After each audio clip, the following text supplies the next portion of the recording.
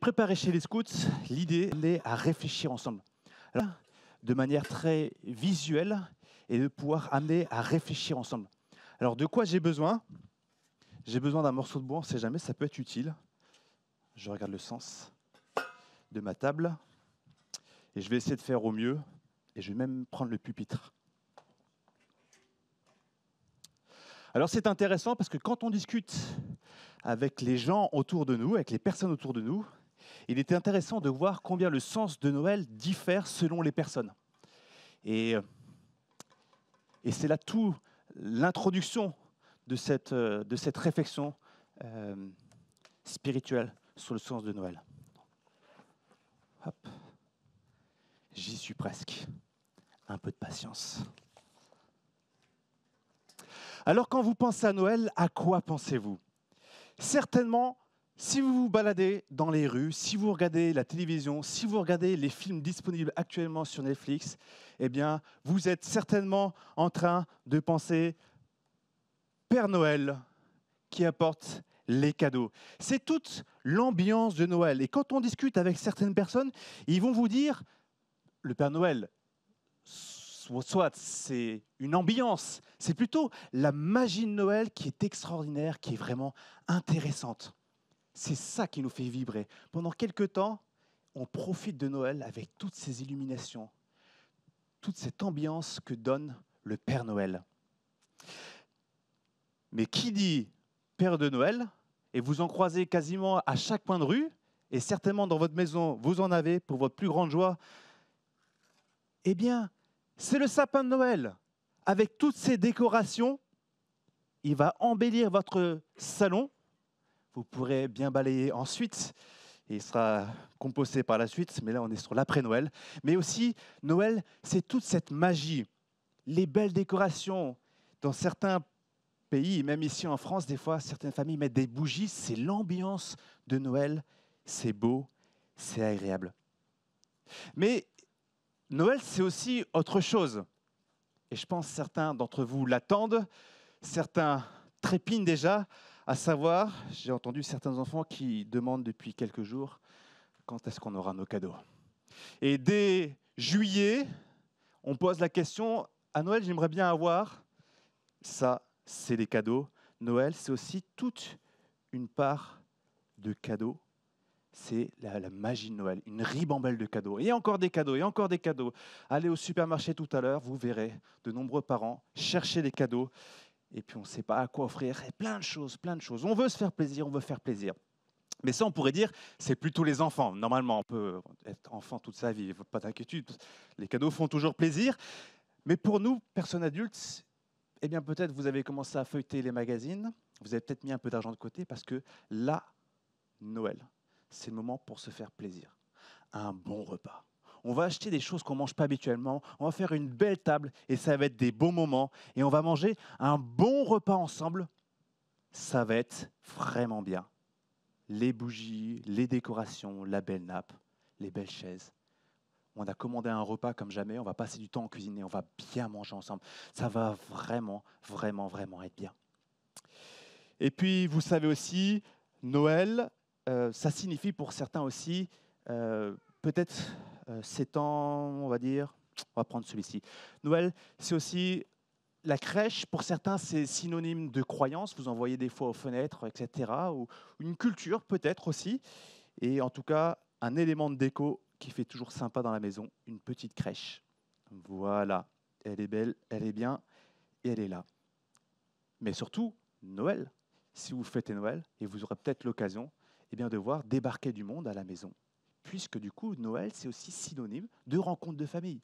On reçoit du monde, on va vers la famille, on prend du temps, il y a les amis qui viennent, sinon il y a plein de gens, et Noël, c'est synonyme de beaucoup de monde qui est présent. Ça peut être synonyme de beaucoup de monde.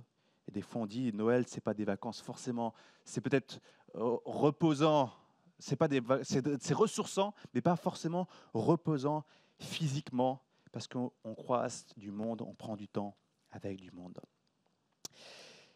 Mais voilà, la période de Noël, si on s'arrête à tout ça, et mon idée c'est de vous donner un peu du relief par rapport à Noël, eh bien on peut dire c'est bien, c'est une bonne ambiance, c'est sympa pour cette année, et après l'année suivante de nouveau.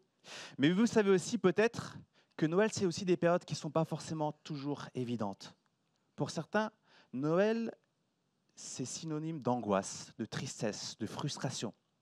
Il peut y avoir des conflits dans les relations. Il peut y avoir des désirs, il peut y avoir des faiblesses, on peut manquer. Ce n'est pas forcément évident. On fait du mal aux autres, les autres nous font du mal. Et tu regardes les informations et tu te dis, mais où va le monde? Quelle espérance y a-t-il? Et il y a un petit quelque chose là qui vient se mettre au travers des relations, au travers de tout ce qu'on peut voir. Et on se dit, il y a quelque chose qui ne va pas très bien, qui crée un trouble dans tout cela.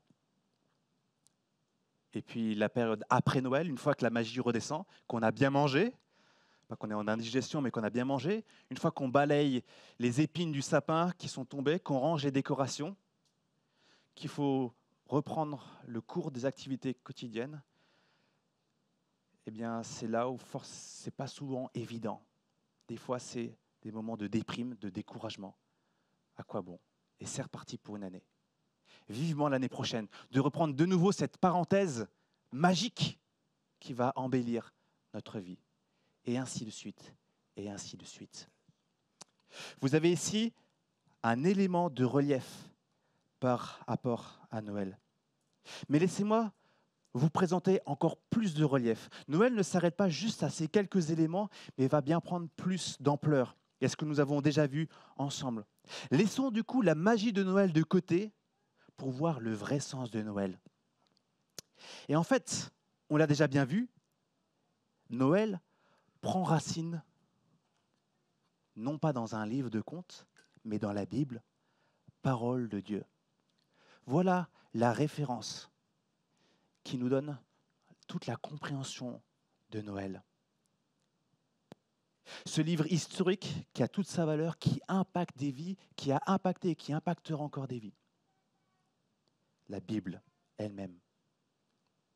Et c'est intéressant quand on ouvre la Bible de voir, parce que toute cette histoire de Noël provient, non pas le Père Noël, mais le sens de Noël provient ici de la Bible. Il est intéressant que la Bible commence par une mauvaise nouvelle.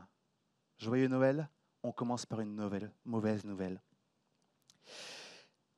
La vie est remplie de plein de belles choses, de choses extraordinaires. Mais il y a un gros problème dans le rouage de la machine. Il y a comme un dysfonctionnement, un élément qui fait qu'il y a un bug, ça ne fonctionne pas, ça ne peut pas être durable.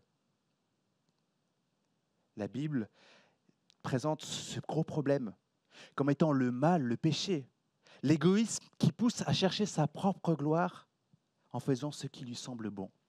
Il y a ce problème qui vient dégénérer l'humanité, le monde en lui-même. Et il y a comme un problème dans le mécanisme. Et comme une machine qui dysfonctionne, eh bien, on la garde un temps et viendra au moment où cette machine-là, on va dire, eh bien, on va s'en débarrasser.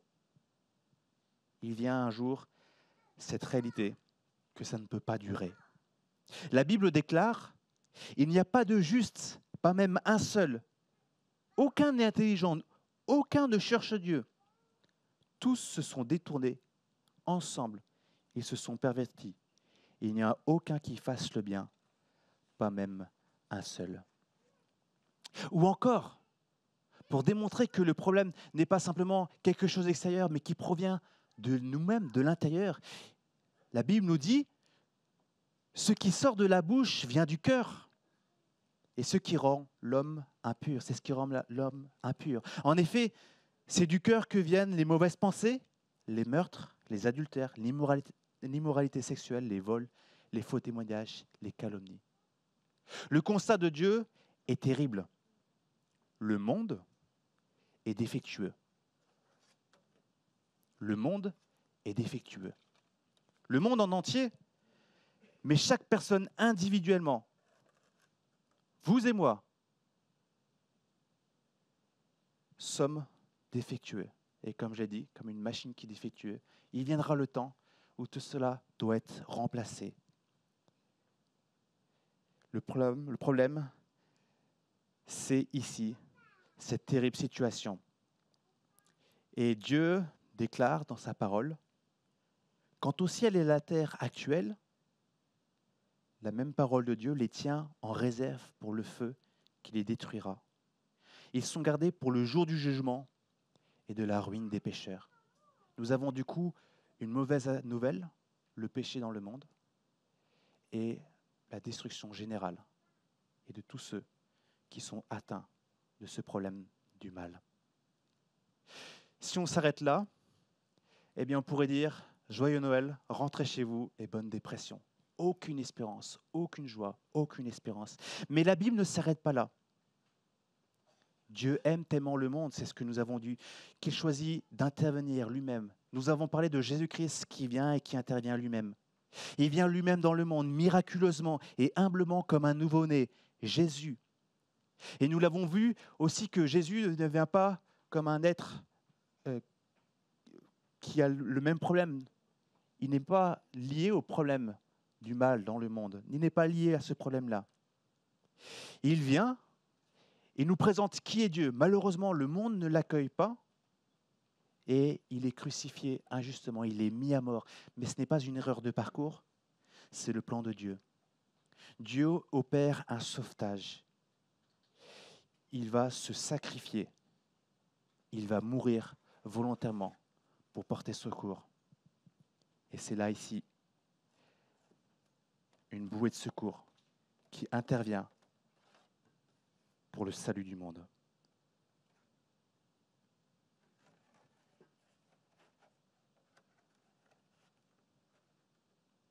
Jésus vient.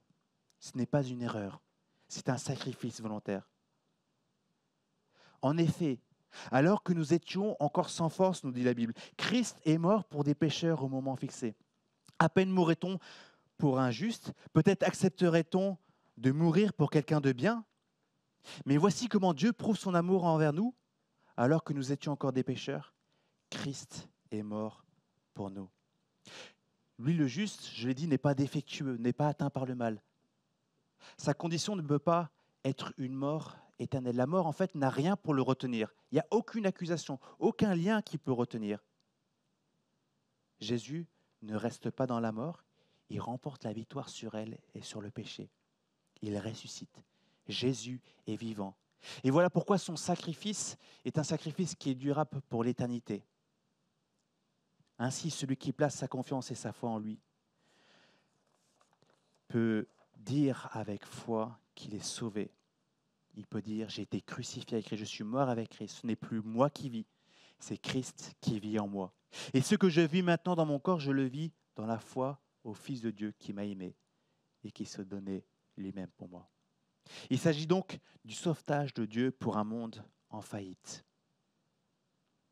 Et son sauvetage est intéressant parce que quand on propose de sauver quelqu'un, il faut d'abord comprendre qu'on est dans une situation de détresse.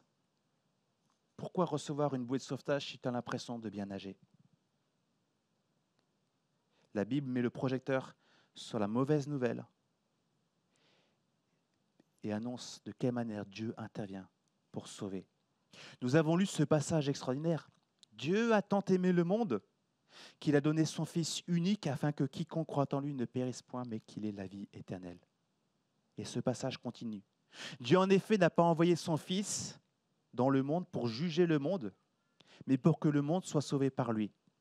Celui qui croit en lui n'est pas jugé, mais celui qui ne croit pas est déjà jugé parce qu'il n'a pas cru au nom du Fils unique de Dieu. Et voici quel est ce jugement.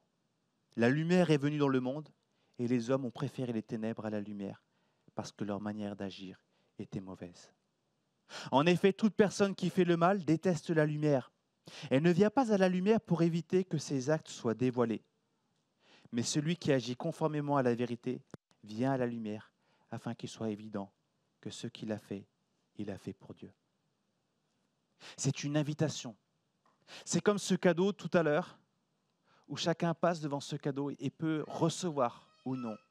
Dieu invite, Dieu désire que nous puissions saisir son amour. Voilà le sens de Noël, une bonne nouvelle qui réjouit grand nombre de personnes, qui nous réjouit.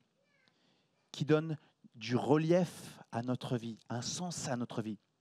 Jésus apporte la paix avec Dieu et l'assurance de la vie au-delà de la destruction. Son amour accompagne tous les jours ceux qui se confient en lui. Et comme l'étoile qui annonçait la venue de Jésus, cette promesse, eh bien nous avons l'assurance pour ceux qui se confient en lui, de sa présence, mais de l'espérance et de la vie avec lui pour l'éternité. Rien ni personne ne peut retirer ce qu'il a reçu de Christ aujourd'hui et pour l'éternité. Du relief, mais pas simplement une histoire, une réalité à recevoir comme un cadeau de Dieu. Ne passez pas à côté, pas le temps, trop occupé, j'ai déjà beaucoup de choses. Saisissons cette bonne nouvelle de Noël. Réjouissons-nous d'un Sauveur, Jésus-Christ, qui vient dans le monde pour nous sauver. Joyeux Noël.